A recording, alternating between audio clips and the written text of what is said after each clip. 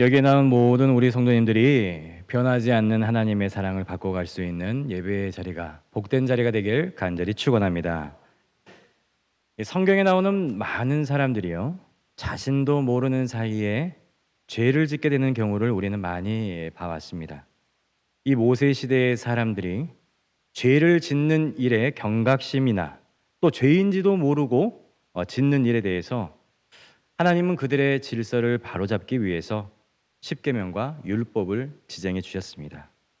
정말 그 내용을 보게 되면 세밀한 부분까지도 보시고 정해 주시는 하나님의 모습을 우리가 볼 수가 있죠. 이 율법은 오경에 나와 있는 이 613개의 토라를 배경으로 정립이 되어 있고, 이스라엘 백성들이 흔히 잘못할 수 있는 경범죄에서 중범죄에 이르기까지 그들을 다스리시고 인도하시는 하나님의 모습을 우리가 찾아볼 수가 있습니다. 이 사람은 자신의 의도와는 다르게 잘못을 할 수가 있습니다. 이 엉겁결에 넘어질 수도 있다는 것이죠. 이 생활 속에서 일어날 수 있는 이런 일들은 우리가 경범죄에 해당할 수가 있습니다. 그런데 이러한 경범죄가 우리가 살고 있는 생활뿐만이 아니라 영적으로도 우리가 이 경범죄를 범할 수 있다는 것입니다. 살다 보면 헌금 안 하고 예배 드릴 수도 있습니다. 또 안식일 하루를 온전하게 보내지 않을 수도 있습니다. 밥 먹기 전에 눈만 감았다 뜬 것도 있습니다. 그런데 이러한 경범죄, 하나님 보시기에 가벼운 범죄는 하나님께서 우리를 불쌍히 여기시고 쉽게 용서하실 수 있는 그러한 사항들입니다. 그런데 하나님이 보실 때에 가장 심각한 죄, 이 중범죄가 있습니다. 그것은 바로 스스로가 높아지는 것이죠. 이 영적으로 교만해지는 것입니다. 하나님과 다른 사람의 말을 듣지 않고 하나님께서 그에게 주신 복으로 인해서 그의 자리가 높아져서 하나님을 더 이상 의지하지 않는 그 교만한 사람은 하나님께서 가장 심하게 다루시더라는 것입니다. 하나님께서 처음부터 그러시는 건 아닙니다. 먼저는 그런 사람들에게 긍휼로 다가와 주시죠. 너 그러면 안 돼. 성경에도 내가 말했잖아. 지금 그렇게 하는 건 잘못된 길이야 라고 이야기를 해주십니다. 그러지 말라고 얼르고 타이르고 또 말씀을 하시죠. 그래도 말씀을 듣지 않고 고집을 부리게 되면 하나님께서 이제 매를 드십니다. 마치 우리가 어렸을 적에 부모님께서 우리를 훈계하시듯 말입니다. 각각의 집에는 어머니들께서 시집 올 때 사오신 그런 그릇들이 되게 있습니다. 우리 권사님 갖고 계십니까? 없어요? 네, 그래요. 다 되게 있습니다. 그런데 어렸을 적에 좀 부자하게 놀던 아이가 하나 있었다고 합니다. 이 소시적부터 암벽 등반을 좋아했던 이 아이에게 이 집에서 올라갈 수 있는 것은 장롱과 선반이었다고 해요. 그런데 몇 살 때부터 기어 올라갔는지 그 아이는 기억나지 않지만 아마도 초등학교 들어가기 전부터 올라갔다라고 합니다. 이 하부장에 있는 서랍들을 꺼내서 발 받침대로 쓰고 손이 닿는 곳에 뻗어서 이제 선반을 잡고 올라가면 한 칸만 더 이렇게 올라가는 성취감을 느꼈다고 합니다. 그 문제는 그 선반이 예전에 우리가 쓰던 선반들이 고정이 되어 있는 것이 아니라 쑥 빼면 어떻게 됩니까? 잡아 빠지게 되죠. 힘없이 걸쳐져 있는 선반이었기에 그걸 붙잡게 되면 이 선반이 빠져버리는 그런 일이 다반사였다고 합니다. 그날도 어김없이 어머니는 교회를 가시고 이 아이는 암벽 등반 같은 찬장 등반을 하는데 조금 삐걱하는 순간에 선반이 빠지면서 그만 그 위에 있던 어머니가 시집 올 때 해왔던 그릇들이 이제 다 깨져버렸다고 합니다. 이를 어찌할까 고민하던 새에 예배는 마쳐지게 되었고 그 모습으로 어머니는 아들을 다그쳤겠지요. 왜 이렇게 됐냐? 그러자 아이가 몰라요. 지가 그냥 빠졌어요. 그러고도 이 아이가 등반의 맛을 알아버린 이 아이가 올라갔겠습니까? 안 올라갔겠습니까? 또 올라갔죠. 어머니가 예배를 드리고 가는 교회 나가는 그런 시간을 딱 기다려서 또 선반을 또 올라갑니다. 그리고 또 그릇이 깨진 일이 생겼습니다. 그리고 또 물으셨습니다. 어찌 된 게냐? 그러자 아이는 몰라요. 또 지가 빠졌습니다. 그때 어머니는 이렇게 말씀을 하셨더랍니다. 아들아, 실수는 용서해도 거짓말은 용서 안 한다. 매 갖고 와라. 그리고 뒤지게 맞았다죠. 그 이 아이가 그 다음에 올라갔을까요? 안 올라갔을까요? 또 올라갔습니다. 그 집에는 어머니가 시집 올 때 가져오신 그릇이 하나도 남지 않았더라고 합니다. 그 아이가 커서 훌륭한 목회자의 길을 걸어가고 있다고 합니다. 자, 여러분, 사무엘하 7장 14절에 보면은요, 나는 그에게 아버지가 되고 그는 내게 아들이 되리니 그가 만일 죄를 범하면 내가 사람의 매와 인생의 채찍으로 징계하려니와 라고 했습니다. 이 아이가 말을 듣지 않으면 어떻게 하겠습니까? 어쩔 수 없이 매를 들어야 합니다. 그 아이가 죄를 짓지 않으려면 채찍질을 해서라도 너는 내 아들이라는 것을 분명히 알게 해줘야 된다는 거예요. 우리는 하나님이 사랑하시는 사람들이 매를 맞으면서 아파하고 다시 돌아오는 것들을 많이 봐왔습니다. 처음에는 하나님의 은혜로 말미암아 모든 것들을 주심에 감사함으로 시작하다가 점점 그 자리가 높아지고 그의 마음이 높아져서 바벨탑 꼭대기까지 차오르게 되면 이제 하나님이 인생의 채찍으로 그를 치시고 그는 이제 천부여 의지 없어서 손 들고 올 수밖에 없다라고 고백을 할 수밖에 없죠. 그런데 여러분, 넘어져서라도 하나님을 만날 수 있다면 그것이 화입니까? 복입니까? 복입니다. 그렇습니다. 훗날에 그때 넘어진 것이 바로 하나님의 은혜였다고 고백을 할 수가 있는 것이죠. 하지만 매 맞으면서도 깨닫지 못하는 사람들이 있습니다. 하나님께서 채찍을 드셔도 더 완강해집니다. 누가 이기나 한번 해보자는 듯이 하늘을 우러러 큰 소리를 칩니다. 이런 사람들은 하나님께서 보시고 또 후회를 하십니다. 그리고 돌아오지 않는 모습을 보시고 하나님은 그를 버리시게 됩니다. 이 성경에 나와 있는 대표적인 인물이 바로 사울왕이었죠. 이 사울왕의 교만의 특징이 무엇입니까? 갈 때까지 누가 이기나 한번 해보자는 듯이 끝까지 갑니다. 죽을 자리까지 내려가면서도 그의 교만한 마음을 꺾지 않습니다. 하나님께서 사울왕에게 기회를 주시지 않았을까요? 아닙니다. 몇 번이고 그에게 돌이킬 수 있는 기회를, 하나님께 돌아올 수 있는 기회를 많이 주었습니다. 하지만 그는 끝내 돌아오지 않았던 것이죠. 돌아오지 않고 죽기까지 교만한 사람은 하나님께서 쓸 수 없기 때문에 그만 포기하고 마는 것입니다. 그리고 하나님은 사울의 작품을, 그의 작품을 찢어버리시는 것이죠. 하나님께서 만드신 작품을 이 포기하고 찢어버리시는 것은 결코 쉬운 일이라고 할 수가 없습니다. 어떻게 만든 내 작품인데 하나님이 그의 손으로 찢을 수밖에 없는 아픔을 겪게 하는 것일까요? 그래서 성경은 하나님의 후회, 하나님의 한탄, 하나님의 슬픔이라고 표현을 하고 있습니다. 우리가 알다시피 사울을 하나님께서 부르실 때에 그의 모습은 어린아이와 같은 그러한 순수한 사람의 모습이었습니다. 하나님의 사람인 사무엘을 통해서 사울왕을 부르시는 장면이 사무엘상 9장에 나와 있는데요. 그때 사울이 사무엘에게 한 말을 보게 되면 얼마나 그가 겸손한지를 알 수가 있습니다. 9장 21절 말씀 함께 한번 읽어보겠습니다. 사울이 대답하여 이르되 나는 이스라엘 지파의 가장 작은 지파 베냐민 사람이 아니니까 또 나의 가족은 베냐민 지파 모든 가족 중에 가장 미약하지 아니하나이까 당신이 어찌하여 내게 이같이 말씀하시나이까 하니 이스라엘 지파 중에 가장 작은 지파, 그리고 그 지파 중에 이 베냐민 지파 중에 가장 미약한 가정의 출신인 나 같은 사람을 어찌 왕으로 세우려고 하십니까? 이렇게 낮은 마음, 겸손한 마음을 가지고 사울이 그때 당시에 부름을 받았던 것입니다. 여러분, 하나님은요 이렇게 낮은 마음을 보시고 그를 높여주시는 것입니다.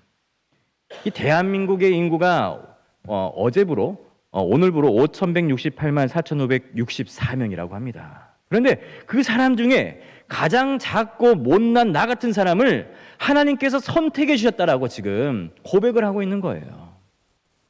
그래서 하나님이 민족 중에 가장 낮은 자를 가장 높은 곳에다가 그의 겸손함을 보고 올려주셨던 것이죠. 그리고 왕으로 기름 부음을 받게 하여 주셨던 것입니다. 여러분, 이것이 바로 하나님께서 사람을 쓰시는 방법입니다.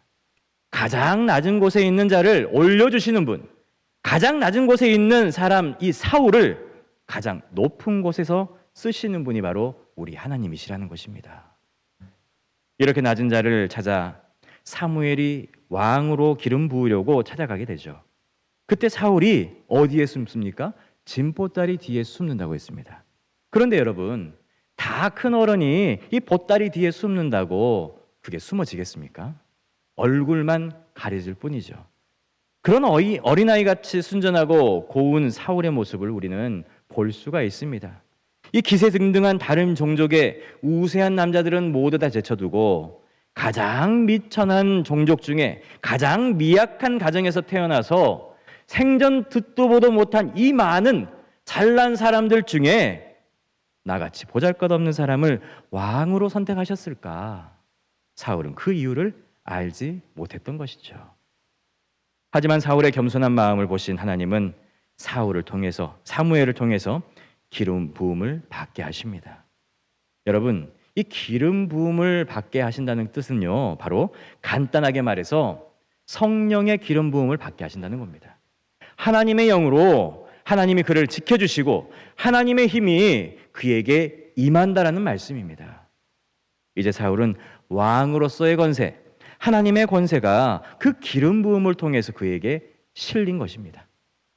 그래서 초심을 갖고 있던 사울의 초창기 모습은요, 너무나도 잘 나갔습니다. 하나님의 힘이 실리니까 백성들의 존경을 받게 되었고 자연스럽게 하나님께서 그를 높여주셨던 것입니다. 하나님이 그의 삶을 업그레이드 시켜주신 것이죠. 그런데 문제는 어느 순간부터 사울의 마음이 이제 올라가기 시작합니다. 하나님이 업그레이드 시켜주시니까 점점 자기 자신이 하나님보다 더 위로 올라가게 되었다라는 것이죠. 여러분, 그런데 이러한 마음은요, 사울에게만 있는 것이 아닙니다. 모든 사람들이 이 마음, 하나님보다 더 위로 올라가려고 하는 그 마음이 있다라는 거예요. 왜요? 우리가 주일에 말씀을 나눈 대로 우리 인간 안에는 선한 것이 있다 없다? 없다라는 것입니다. 이것을 하나님께로 영광 돌리느냐, 나의 것으로 돌리느냐의 기로에 모든 인간은 서 있는데, 그래서 잘못된 마음 선택에 따라서 교만에 빠지기도 하고 하나님께서 선한 마음을 주셔서 우리가 옳은 길을 선택하기도 한다는 것이죠. 스스로 자기 자신이 잘해서 모든 공은 내가 한 것이라는 잘못된 마음으로 자기 자신을 높은 곳으로 올려버리는 그릇된 모습을 보이더라는 것입니다. 이 사무엘상 13장에는 사울의 교만이 하늘을 찌르는 모습이 나오게 됩니다. 하늘을 찌른다는 것은 곧 하나님의 자리로 그가 올라가려고 한다는 것이죠. 사람이 교만에 빠지고 스스로 높아지게 되면 자기의 본분을 거스르게 됩니다. 교만한 사람의 특징 중에 하나입니다.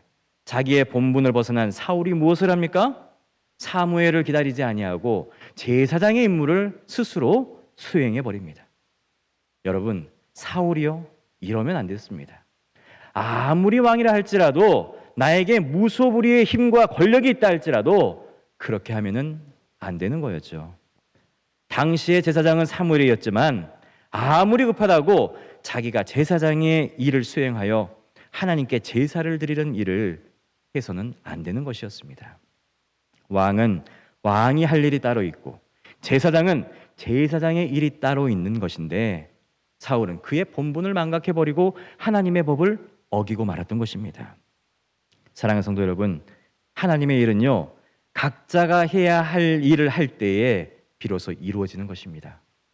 자기 역할과 자기 직분에 걸맞게 행동해야 하고, 아무리 급하고 답답하다 할지라도 자기의 역할과 자기의 사명에 충실하게 되면 자연스럽게 하나님의 뜻이 이루어진다는 사실을 잊지 마시기 바랍니다. 우리는요, 하나님 앞에서 하나님의 일을 연주하는 오케스트라의 악기들이라고 할 수 있습니다.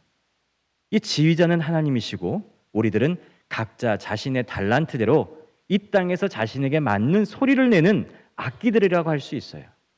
각자 가지고 있는 악기 소리만 내면 되는 것입니다. 다른 악기가 잘하고 못하고는 지휘자가 알아서 할 것입니다. 나는 내 것만 연주를 잘하기만 하면 되는 것입니다. 그런데 우리는 다른 악기 소리가 이상하다고, 문제가 있다라고 이야기를 합니다. 자신이 지휘자도 아닌데 지휘자 노릇을 하려고 합니다. 또 어떤 이는 자신의 소리가 자신에게 맞지 않다며 저쪽으로 가겠다, 이쪽으로 가겠다라고 이야기를 하고, 또 지휘자의 자리가 내 자리에 있냐 또 태도를 보이기도 합니다. 그러면 이 오케스트라가 제대로 소리를 낼 수 있을까요? 없을까요? 없는 것이죠. 이 당시에 사울의 마음이 이랬습니다. 처음 왕으로 기름 부음 받을 때의 모습과는 너무나도 다른 모습을 보여주고 있죠. 그의 마음이 너무나도 높아졌습니다. 그래서 자신의 본분을 잊은 채 벗어나 버리고 말았던 것이죠. 당시 상황이 어떠했습니까? 이제 전쟁을 시작해야 되는데, 하나님께 제사를 드리고 이제 아말렉과의 전쟁을 시작해야 되는데 제사장이 오지 않습니다. 시작해야 하는데 마음이 급해졌습니다. 제사가 먼저라는 사실을 알고 있었습니다. 하지만 진짜는 모르고 있었죠. 제사는 제사장이 있어야 드릴 수 있다는 내용을 사울은 모르고 있었던 것입니다. 그래서 이틀 사흘을 기다리다가 자기가 제사장이 되어서 제사를 드리게 되었던 것이죠.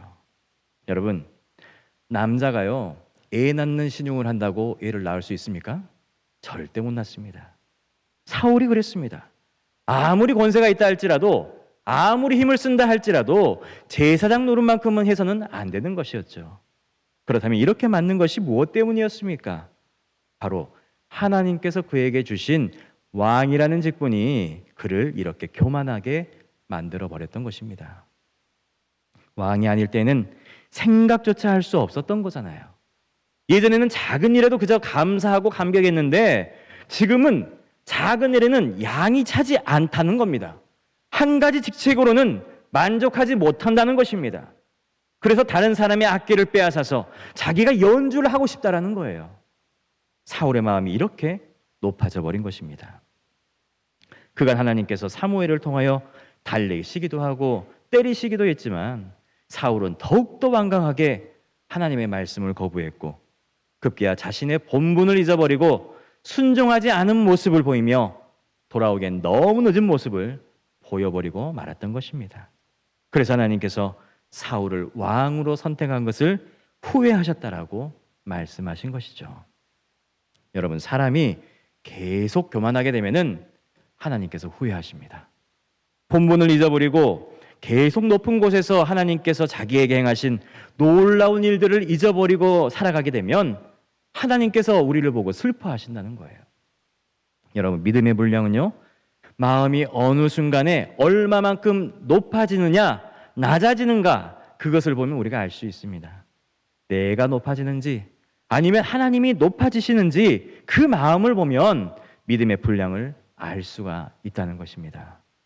사랑하는 성도 여러분, 여러분들의 삶을 하나님께서 지금 높여주셨다면 그럼에도 더욱 낮은 모습으로 순정하며 하나님만 높이겠노라는 삶을, 그러한 삶을 살겠노라고 결단할 수 있는 믿음의 분량이 되길 간절히 축원합니다.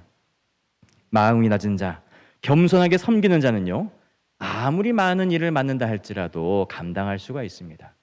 왜냐하면 일을 많이 한다고 해서 그의 마음이 높아지지 않기 때문에 그렇습니다.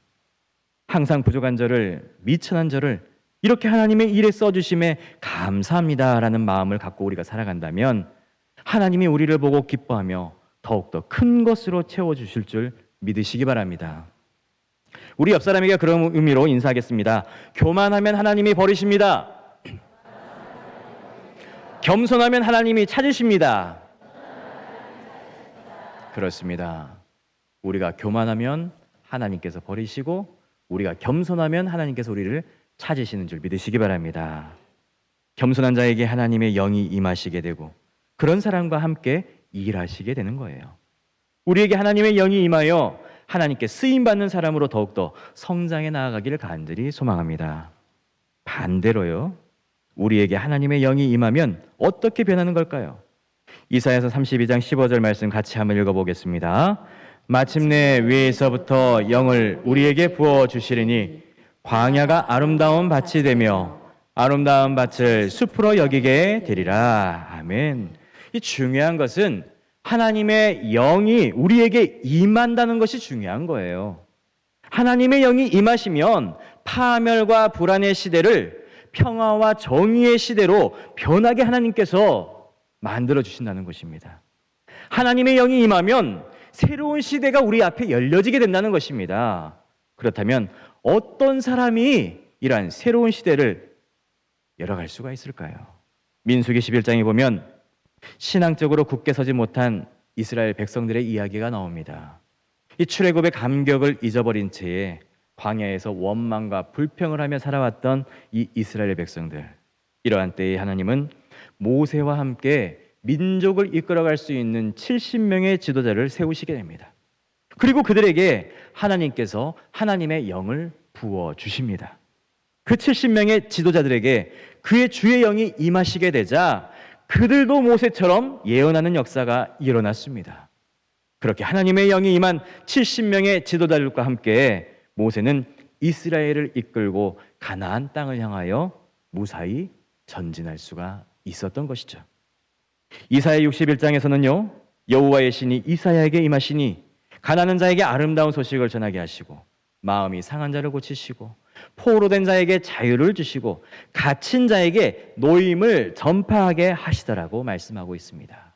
하나님의 영이 임하시니. 신명기 34장 9절에는요, 모세가 눈의 아들 여호수아에게 안수하였으므로 그에게 지혜의 영이 충만하니 이스라엘 자손이 여호와께서 모세에게 명령하신 대로 여호수아의 말을 순종하였더라 라고 있습니다. 사랑하는 성도 여러분, 하나님의 영이 우리에게 임하시면, 성령이 우리에게 충만하게 되면 우리가 어디에 있든지 하나님이 찾으시고 우리를 선택해 주시고 여호수아처럼 세워주실 줄 믿으시기 바랍니다. 나이도 중요하지 않고 학벌도 중요하지 않고 있고 없고도 중요하지 않고 우리가 가진 경력도 중요하지 않습니다. 하나님의 영이 임한 사람이 바로 하나님이 쓰시는 사람이라는 것입니다. 이런 사람들의 특징이 있습니다. 그것은 첫 번째로 모든 사람이 인정할 만한 인품을 갖게 된다는 거예요. 성령 충만한 사람은 이상하지 않습니다. 도덕적이고 다른 사람의 호감을 가질 만한 사람이 된다는 거예요. 여호수아는 아말렉과의 전투에서 비겁하게 도망치지 않았습니다. 그리고 최전방에서 이스라엘 백성들을 위해서 싸웠습니다. 그리고 12명의 정탐꾼 가운데 믿음으로 우리가 승리할 수 있다는 것을 고백한 사람이었습니다. 모세 밑에서 40년 동안 그의 수종을, 모든 것들을 다 들어봤지만 불평하지 않았고 성실하게 보좌를 했습니다. 성령 충만한 삶을 살게 되면, 하나님의 영이 그에게 임하게 되면 모든 사람이 수긍할 만한 도덕적이고 매력적인 사람이 될 수 있다는 것입니다. 두 번째로, 하나님의 영이 임한 사람은 하나님의 일을 할 수 있는 능력을 주신다는 거예요. 우리가 고난을 받을 때에 그것을 잘 쓸 수 있는 능력은 하나님을 생각하는 데에, 아는 데에서부터 나온다는 거예요. 그런데 하나님의 생각은 하나님의 영이 임할 때 우리가 알 수 있는 겁니다. 하나님의 생각을 알지 못하면, 우리가 그 뜻을 알지 못하면 우왕좌왕할 수밖에 없고 맡겨진 권력의 칼로 다른 사람을 망하게 할 수도 있다는 겁니다. 그런데 하나님의 영이 임했던 여호수아는 그가 받은 능력으로 인하여서 사람을 살리고 이끌어가는 데에 사용을 했다는 것입니다. 세 번째로, 하나님의 영이 임한 사람은 말씀 앞에 서게 됩니다. 위대한 지도자인 모세를 이어서 이 리더십을 이어받았던 여호수아, 그가 받았던 부담감은 이루 말할 수가 없을 것입니다. 하지만 여호수아는 강하고 담대하라는 하나님의 말씀 앞에서 당당하게 모든 문제를 헤쳐나갈 수가 있었습니다. 그가 어려울 때 하나님은 말씀해 주셨고 그 말씀을 듣고 그는 담대한 마음을 가지고 나아갈 수가 있었던 것이죠. 사랑하는 성도 여러분, 오늘 우리는 하나님의 영이 떠나간 사울 왕의 모습을 보았고 하나님의 영이 임했던 많은 믿음의 사람들의 모습을 보게 되었습니다. 중요한 것은 하나님의 영이 우리에게 임하는 것이 중요한 것입니다. 하나님의 영이 임하는 것은 우리가 겸손하고 낮아질 때에 비로소 임하게 되는 것입니다. 사울이 스스로 보잘것없는 존재임을 하나님도 알고 사울 왕이 알고 있을 때에는 하나님께서 그를 높여주셨지만, 사울이 자기 자신을 스스로 높이고 난 후에는 하나님은 더 이상 그를 사용하시지 않았습니다. 그래서 그를 버릴 수밖에 없었던 것이죠. 반면에 여호수아가 스스로 낮아지는 삶을 살아가고 하나님의 영이 임하게 되자 그는 오직 하나님께만 영광을 돌리고 오직 하나님만 따르겠노라고 모든 백성들에게 선포를 하였습니다. 그런 여호수아를 하나님은 기뻐하시고 끝까지 그와 함께하여 주셨고 크게 사용해 주셨습니다. 그가 죽는 날까지 하나님은 함께 해주셨음을 우리는 성경을 통해서 알 수가 있죠. 사랑하는 성도 여러분, 하나님이 하시는 일에 대하여 끊임없이 우리에게를 내어드리시길 바랍니다. 우리가 아무리 큰 일을 했다고 생각하고 누군가 우리를 칭찬한다 해도 모든 영광을 하나님께 돌릴 수 있는 저와 여러분들이 되기를 간절히 소망합니다. 그것이 바로 우리의 신앙을, 우리의 생명을 끝까지 지킬 수 있는 유일한 방법입니다. 좋은 일, 위대한 일을 하는 것도 중요하지만 끝까지 우리 속에 계시는 하나님의 일, 우리를 부르시는 하나님의 일을 하는 것이 무엇보다도 중요하다는 거예요.